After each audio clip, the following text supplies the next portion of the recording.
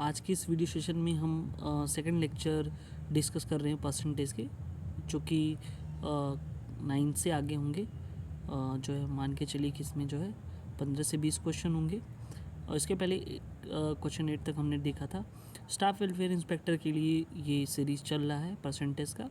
बाकी और वीडियोस आते हैं तो हमारे प्लेलिस्ट में जाइए, और उससे पहले जो है अगर नए व्यूज़ हो तो सब्सक्राइब ज़रूर कर लिए, ठीक है। चलिए स्टार्ट करते हैं। देखो, सबसे पहले यदि ए की आय बी की आय से 50% अधिक हो तो बी की आय ए की आय से कितना प्रतिशत कम होगा, ठीक है। बहुत ही आसान तरीका है इसका। सपोज कर लो कि ये ए है, ठीक है, और ये जो है बी है, ठीक है। इसको कई तरीके हो, 2-3 तरीके हो, लेकिन हम बहुत ही आसान तरीका आपको जो है यहाँ पे बात करेंगे, ठीक है। अब देखो, यहाँ पे बोला है ए की सैलरी जो है 50% मोर देन ऑफ बी है। अगर सपोज कर लो बी की जो सैलरी है वो 100 रुपया है, तो ए की इससे ज़्यादा होगी, तो 50% ज़्यादा होगी, यानी कि 150 इसका होगा, ठीक है। अब ये बोल रहा है कि बी की आय ए की आय से कितने प्रतिशत कम है, यानी कि बी की आय ए की आय से, ठीक है। अब बताओ, ये ए की आय से ये 50 कम है, ठीक है। बी की जो आय है कितना कम है, 50 कम है, ठीक है। तो हम लिखेंगे 50 ऊपर, ठीक है। अब किससे पूछ रहा है, जिससे पूछ रहा है। देखो, ए की आय से पूछ रहा है, तो ए की आय कितनी है, हमने 150 माना है, तो ये 150 नीचे, और परसेंटेज में चेंज करने के लिए हम 100 से मल्टीप्लाई कर देंगे। तो जैसे ही ऐसे हम सॉल्व करेंगे तो 5 3 15 हुआ, ठीक है। और जब भी हम लिखेंगे तो ये 100/3% होगा, और आपको पता होगा कि इसको हम 33 होल 1/3% लिख सकते हैं, ठीक है। यानी कि यहाँ पे जो है हमारे पास जो आंसर निकल के आएगा वो 33 1/3% होगा। नेक्स्ट क्वेश्चन देखते हैं, इसी से रिलेटेड है कि ए की आय बी की आय से 10% अधिक है, तो बी की आय ए की आय से कितने प्रतिशत कम होगी। तो ये भी बहुत ही आसान है। हम यहाँ पे ए लिखते हैं, ठीक है, और ये बी लिखते हैं। अब कह रहे ए की आय बी की आय से, तो यहाँ पे अगर हम 100 रुपीज़ माने तो ए की आय 10% अधिक है, तो ये हो जाएगा 110, ठीक है। अब बोला बी की आय, यानी कि बी की इनकम ए की आय से कितने प्रतिशत कम है, ठीक है। तो बी की बताओ कितनी है। देखो, 110 ए की है, तो ये 100 है, तो अगर हम यहाँ से देखें तो 10 जो है ए की ज़्यादा है बी से। तो बोला बी की आय ए की आय से, तो बी की आय ए की आय से कितना कम है, तो 10 कम है। ए की आय से, तो ए की आय से पूछ रहा है, तो 110 × 100, मतलब जिससे पूछेगा कंपेयर करके वो नीचे होगा, ठीक है। 0 से 0 कट गया, तो ये हो गया 100/11%। देखो, 100/11% को इसको हम डिवाइड करके बताएंगे, तो 11 9 × 19 9 100, यानी कि ये हमारे पास इस तरह से हो जाएगा। और भी तरीका हम देख लेते हैं, अगर ऐसे नहीं आता है तो देखो 10% अधिक है, तो हम क्या करेंगे, 10% को हम ये भी लिख सकते हैं 1/10, ठीक है। अब देखो, ये वाला जो नीचे वाला हिस्सा होता है उसको हम मान लेते हैं, नीचे वाले को हम बी मान लेते हैं। अब ए की आय बी की आय से 10% अधिक है, तो ये अधिक वाला है, तो अगर हम अधिक वाला लिखें तो ये 11/10 हो जाएगा, यानी ये वाला ए का हो गया और ये वाला बी का हो गया। तो अब बोला है कि बी की आय ए की आय से कितना प्रतिशत कम है। बी की आय कितना है, 10, ए की आय कितनी है, 11 × 100, ठीक है। तो ये हो जाएगा आपका, यहाँ पे 10 अधिक पूछा है ना, यहाँ पे देखो ये हमने लिख दिया। अब बोला है कि बी की आय से ए की आय से बी की आय ए की आय से, ठीक है। तो ए की आय से कितना, 11 है, ये 10 है, तो ये 1 हो गया, ठीक है। और नीचे जो है 11, यानी ए की आय से कंपेयरिंग कर रहा है, × 100, तो ये 9 1 11 होगा। तो ये भी आसान है, और ये वाला भी मेथड आसान ही है, तो दोनों में से कोई एक कर सकते हो। ठीक है, अब देखो ये यहाँ से नेक्स्ट टाइप स्टार्ट होता है। यहाँ पे लिखा है कि ए के पास बी से 20% अधिक धन है और सी के पास बी से 20% कम धन है। यानी कि हम यहाँ पे 3 लोगों को लिखेंगे। ठीक है, यहाँ पे ए भी लिखेंगे और बी भी लिखेंगे और सी भी, तीनों लिखेंगे, ए बी और ये सी। हमने तीनों लिख लिया। अब देखो यहाँ पे क्या करना है। यहाँ पे जो है बोला है, देखो सबसे पहले फिक्स वैल्यू किसका है। देखो ए का 20% मोर लिखा है ना, मोर मनी देन बी, मतलब बी से अधिक है। सी भी यहाँ पे बी से ही दिखा रहा है, तो एक काम करो, बी को हम 100 मान लेते हैं, है ना। बी से 20% अधिक है किसका, ए का, तो 20 अधिक है 120 हो जाएगा। 20 कम है बी से, तो ये 80 हो जाएगा। ठीक है, सब बी से ही मेन लिया जा रहा है ना। तो ए के पास सी से कितना प्रतिशत अधिक है, सी के पास 80 है और ए के पास तो 120 है, तो 40 अधिक हुआ कि नहीं हुआ, तो हमने लिखा 40। किससे, ए के पास सी से कितने प्रतिशत अधिक है ना। तो सी का कितना है, क्योंकि चूँकि सी से ही पूछ रहा है, तो सी का 80 है इंटू 100, 40 दूनी 80 और ये होगा 50, यानी कि 50% जो है अधिक है। अब देखो फिर से यहाँ पे 2 नंबर रेस्पेक्टिवली, ठीक है, 2 संख्याएं तीसरी संख्या से क्रमशः 20% तथा 50% जो है ये अधिक है। तो सबसे पहले ये भी वही जो क्वेश्चन है, मान लेते हैं हमारे पास ये पहली संख्या है, ये दूसरी संख्या है और ये तीसरी संख्या है। ठीक है, तो कह रहे 2 संख्याएं तीसरी संख्या से क्रमशः, ठीक है, 20% तथा 50% अधिक है। तो हमने मान लिया कि ये तीसरी संख्या हमारा 100 है। देखो 100 मान के लगाना आसान होगा। तो कह रहे कि 2 संख्याएं तीसरी 20%, तो अगर मान लो पहली संख्या 20% अधिक है तो 120 हो जाएगा, दूसरी 50% अधिक है तो ये 150 हो जाएगा। पहली संख्या दूसरी संख्या से संख्या की कितनी प्रतिशत है, पहली संख्या दूसरी संख्या की। ठीक है, तो बताओ यहाँ पे पहली संख्या जो है 30 कम है कि नहीं है दूसरी संख्या से। ठीक है, तो यहाँ पे हम लिख सकते हैं, यहाँ पे पहली संख्या दूसरी संख्या से।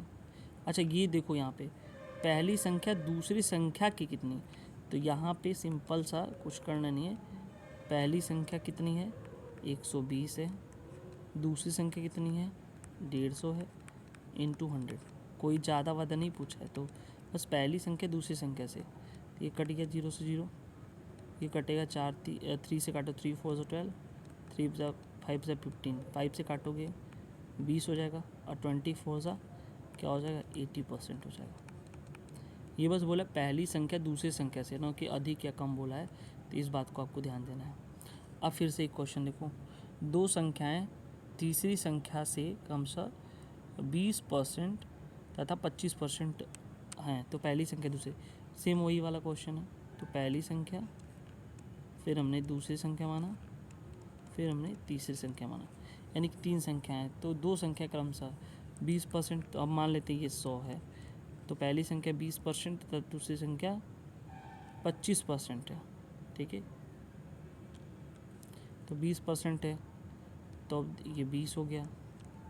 ठीक है, 25% है, ये नहीं बोला 25 अधिक है, बोला 25% है, ये 20% है, तो मैंने लिख दिया।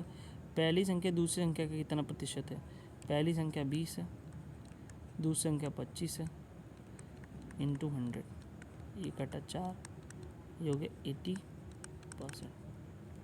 ठीक है, बहुत ही आसान क्वेश्चन है। एक अधिकारी वेतन 25% बढ़ा दिया जाता है, यानी मतलब एक अधिकारी है कोई, उसका वेतन जो है 25% बढ़ा दिया जाता है। नए वेतन को कितने प्रतिशत कम कर दिया जाए, घटा दिया जाए कि पुराने वेतन पर आ जाए। देखो सिंपल सी बात है, मान लेते हैं इसका 100 रुपया वेतन था, अभी जो हुआ वो 125 हो गया, यानी कि 100 से 125 हो गया इसका। ठीक है, कितना बढ़ा 25 बढ़ा। ठीक है, किस में से 125 में,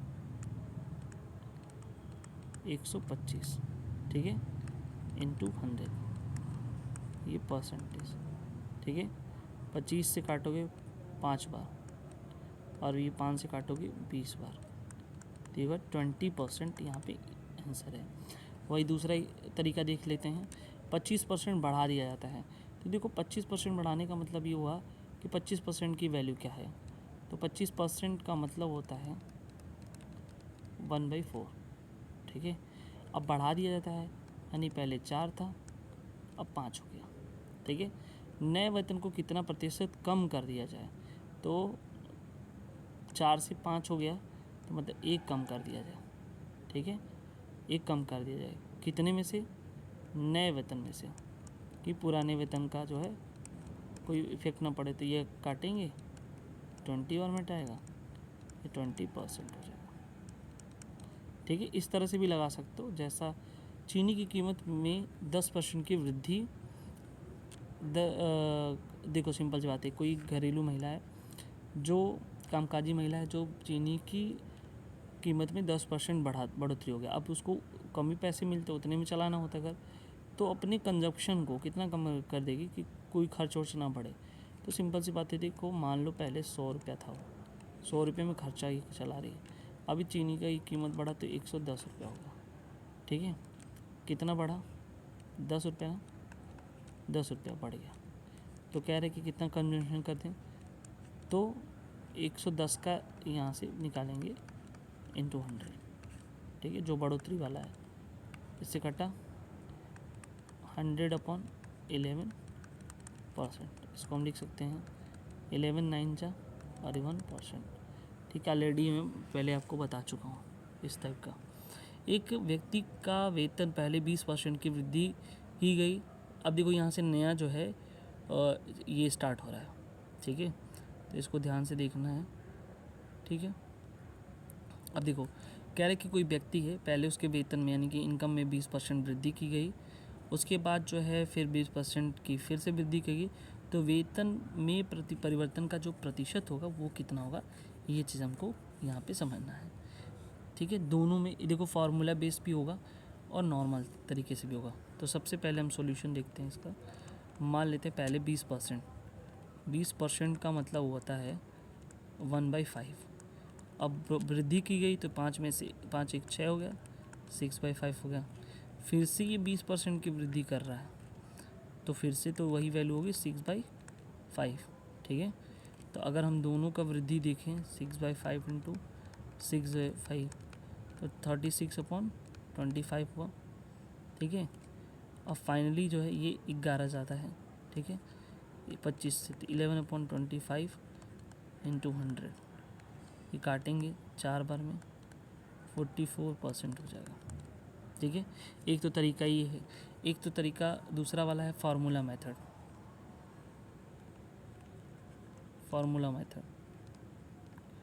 फार्मूला मेथड में क्या होता है, सीधे ये होता है x + y + xy/100, ये होता है। तो हमने मान ला 20 बढ़ाया, 20 प्लस 20 इंटू 20/100, इससे कटा ये 20 40 हुआ, प्लस 2 2 4, यानी कि 44% हो गया। देखो यहाँ पे भी, इस वाले पॉइंट पे भी देखो 44% आया, यहाँ भी 44%। हमको अगर डायरेक्ट अगर वो करना है तो ये फार्मूला हमको याद होना चाहिए, नहीं तो आप इस तरह से लाओ, बहुत आसान है। और क्वेश्चन देखते हैं फिर से, यहाँ पे फार्मूला से ही भी देखेंगे। फार्मूला मेरे पास x + y + xy/100, ठीक है। अब देखो एक व्यक्ति पहले 10% की वृद्धि की गई, फिर 10% की कमी, तो पहले वृद्धि फिर कमी, ठीक है, प्लस वृद्धि इंटू कमी अपॉन 100, ठीक है। तो ये देखो ये तो कट गया, प्लस माइनस माइनस, तो ये 10 ये 100 हो गया अपॉन 100, कटा -1, ठीक है। कितना हो ये -1, यानी 1% की क्या होगी, माइनस लग गया ना, -1%, यानी कि ये बोल रहा है कि 1% जो है वैल्यू जो है कैसी हुई, डिक्रीज़ करेगी, यही आंसर है। ठीक है, तो फार्मूला से ज़्यादा होगा। एक आयत की 10% भुजा 10% अधिक तथा दूसरी भुजा जो है 10% अधिक मापी गई, दोनों में जो क्या क्षेत्रफल में वृद्धि होगी। ठीक है, तो इसको देख लेते हैं, वही वाली कहानी है। जैसे फिर से वृद्धि हुई, फिर वृद्धि हुई, प्लस 10 × 10 अपॉन यहाँ पे हो जाएगा 100, इससे कट जाएगा 10 और 10 20 हो गया, प्लस ये 1 हो गया, तो ये हो गया 21%, 21% जो है। देखो फार्मूला बेस पे आसान है, यही कर लेना, बहुत ही आसान है। यदि आयत की भुजा 10% अधिक तथा दूसरी भुजा 10% अधिक मापी गई, ये 2 बार हो गया क्या, 10% अधिक, दूसरी भुजा 10% अधिक मापी गई। चलो 10% अधिक यहाँ पे भी है, इसको एक काम करो, ये कम मापी गई लिख लो। ठीक है, 10% कम।